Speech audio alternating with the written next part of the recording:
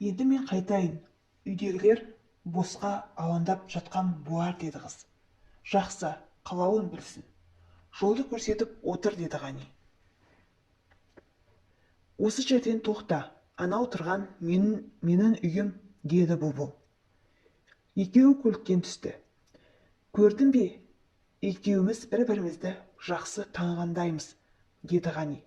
Я, дұрыс айтасың. Бүгінгі күн үшін рахмет деді бұлбұл. Ертең дүкен жақта кездесейік деді Ғани. Бұлбұл да келісе кетті. Жақсы, енді сен біреу көрмей тұрғанда кеткенің жөн деді бұлбұл. Жақсы, ертеңгі күнді кездесуді асыға күтемін деді де Ғани бұлбұлдың бетінен сүйіп алды. Көлігіне отырып, бұлбұлдың үйге кіруін тосты. Бір-бірімен қоштасып, қыз үйіне кірді. Жігіт те өз үйіне қарай кетті. Ертеңгі күні таңертең бұлбұл көтеріңкі көңіл күймен оянды. Мұны байқаған ата-анасы қыздың не себепті бақытты екенін сұрады. Бұлбұл ата-анасына не айтарын білмей, аптырап, кеше кештің өте көңілді өткенін айтты. Түске таман бұлбұлға құрбысы Айша келіп, кеше оны таба алмай қалғанын айтады. Бұлбұл Айшаға да не айтарын білмеді. Сасып қалды. Өзінді жайсыз сезінген соң үйге қайтып кеттім деді. Осы кезде Айша кеше Ғаниді көргенін, оның қатты ұнап қалғанын, онымен сөйлесіп танысқысы келетінін бұлбұлға жеткізді. Ғани Елдостың туысы екен. Мені онымен жақын таныстыршы, деп сұрай бастады. Елдос сені жақсы көреді. Оған айтсаң сенің айтқаныңды орындайды, деп қызды қолқалай жөнелді. Бұлбұл бірден бас тартты.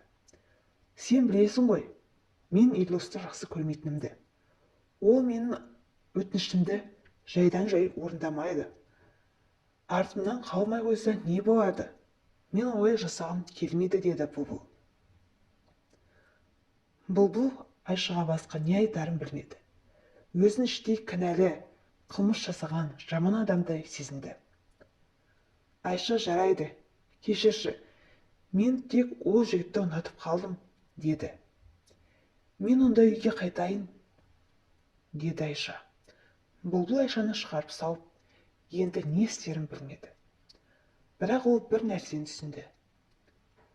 Бұлбұл Ғаниді қатты жақсы көретінін, одан бас тарта алмайтынын түсінді. Уақыты келгенде Айшамен жақсылап сөйлесіп, оған бәрін түсіндіретінін айтты. Әрине, бұл кезде аңғал жас қыз осы жайттың қандай жағдайға апарып соғарын қайдан білсін. Түстен кейін екі жас дүкен алдында кездесіп, кешке дейін әңгіме дүкен құрып, серуендейді. Ғани Бұлбұлға жігіт пен қыз ретінде жүрек деп ұсыныс айтады. Бұлбұл ойланып өз келісімін береді. Осылайша екі жас жиі кездесіп, серуендеп, бәрін ұмытып, болашаққа деген биік армандарын құра бастайды. Бірге қалаға барып, болашақта үйленетіндерін айтып, армандап, айналада болып жатқан жайттарға тіпті мән бермеді. Я, екі ғашықтың махаббаттан бастары айналып жүргенде, мұны біраз адам байқады. Соның бірі Айша еді. Айшаға Бұлбұл соңғы кезде біртүрлі көрініп жүрді. Неге сонша бақыттысың деп сұрағанда, жақында оқуға барамын, сол үшін бақыттымын деп айта салатын. Бірақ Айша Бұлбұлдың бұл қылығына қатты мән бермеді. Ал Бұлбұл болса, Айшаға не айтарын білмей, өзін кінәлі сезіне бастады. Емтихан қорытындысы шыққан соң, бірге қалаға баратын уақытта бетпе-бет сөйлесемін деп өзін солай жұбатты.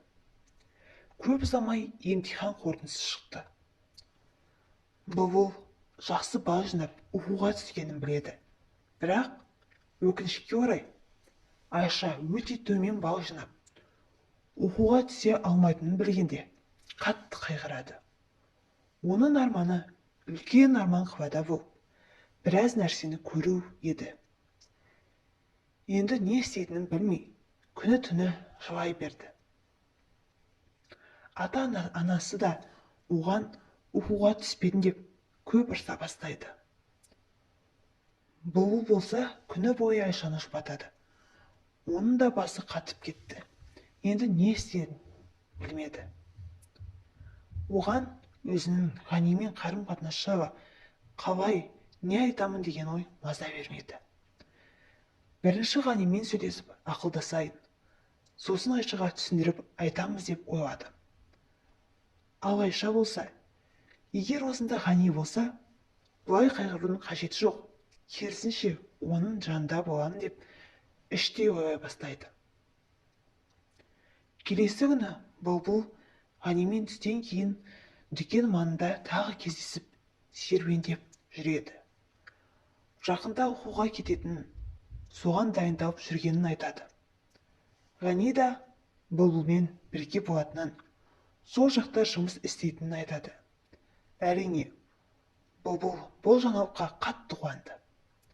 Осы сәтті пайдаланып, Бұлбұл Ғаниға Елдостың өзінің артынан қалмай жүргенін, құрбысының Ғаниді қатты жақсы көретіні жайлы айтады. Ғани Елдоспен жақсылап сөйлесетінін, ал құрбысына Бұлбұлға бір көргеннен ғашық болғанын, тек Бұлбұлды сүйетінін, бәрін түсіндіретінін айтады. Бұлбұл артынан бір ауыр жүк түскендей жеңілдеп қалады. Әрдайым өзін осы үшін жаман сезінетін. Енді міне, бәрі өз орнына келеді деп іштей жақсы ойлай бастайды. Осы сәтте екеуінің қол ұстасып жүргенін көрген Айша өз-өзіне сене алмай, бірден Бұлбұлға айғайлап: «Сен мені ылғи алдап жүрдің, мені Ғанимен таныстырғың келмей, оның басын өзін айналдырып алдың. Сен хайуаннан да бетер ұятсыз адамсың, бәрінің басын айналдырып жүрген бетсізсің» деп аузына келген былапыт сөздермен Бұлбұлға қарай ұмтылады. Оны Ғани тоқтатып араша түседі. Айшаға айғайлайды. Оны мүлде танымайтынын, бір-біріне бәрібір де ешқашан сай келмесін. Бұлбұлды бір көргеннен ұнатып қалғанын, саған сосын бәрін айтып сөйлеспекші болғанын жеткізеді. Айша болса Ғаниға сенбей, Бұлбұлға екі жігіттің басын қатырып жүрсің. Сен жиіркеніштісің. Менің артымнан оқуға түсе алмай қалғаныма күліп, өсектеп жүрсің. Енді міне ұнатқан адамымды тартып алдың деп, неше түрлі нәрсені айтып бастайды. Өтірік біреудің ибалы қызы болмай-ақ қой. Оқуға түстім деп, екі жігіттің басын айналдырдым деп ойлама.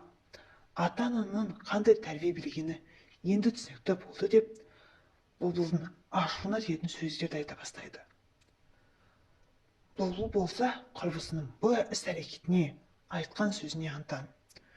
Құрбысына мұндай сорақы сөздерді естимін деп еш ойламаса керек. Әсіресе өзінің ата-анасы туралы осылай айтқанына қатты ашулы болды.